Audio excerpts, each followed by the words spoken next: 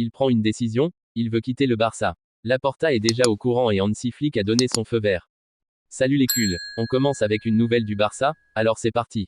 Pau Cubarsí, impatient de jouer contre la Real Sociedad, fait face à une difficulté, une blessure qui pourrait compliquer ses plans. Il espère se remettre rapidement pour être sur le terrain, mais le club préfère être prudent et ne pas risquer sa santé.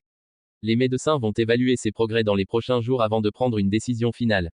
Et pour le moment, Sergi Dominguez est prévu pour remplacer Pau Cubarsí dans ce match contre la Real Sociedad. À mon avis, c'est un choix intéressant.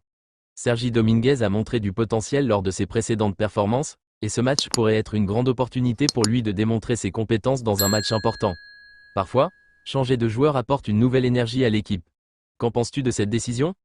En changeant de sujet, c'est officiel, Luis de la Fuente a convoqué Marc Casado, l'une des grandes révélations de cette saison. Depuis l'arrivée de Flick, Casado a pris un rôle fondamental dans l'équipe, jouant dans 10 des 12 matchs possibles et contribuant avec 3 passes décisives. Avec la blessure de Rodri, sa présence en sélection est encore plus pertinente. C'est une belle reconnaissance pour le travail qu'il réalise, et on est tout fiers de lui. Et maintenant, le gros scoop de dernière minute, Pablo Torre a exprimé son envie de quitter le Barça. Malgré un bon début de pré-saison, son temps de jeu a chuté drastiquement.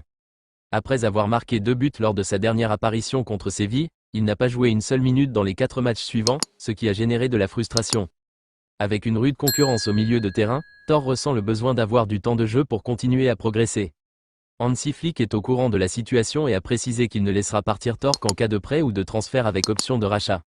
D'ailleurs, Marcelino Garcia Toral de Villarreal a montré de l'intérêt pour renforcer son équipe et cela pourrait être une destination idéale pour le jeune milieu de terrain.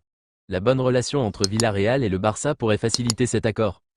La réalité, c'est que Pablo Torre réfléchit sérieusement à son avenir, et un prêt pourrait être la meilleure solution pour lui en ce moment. Qu'en penses-tu? Devrait-il rester et se battre pour une place au Barça ou chercher de nouvelles opportunités dans un autre club? Enfin, cette situation soulève des questions sur la gestion de l'équipe par Flick.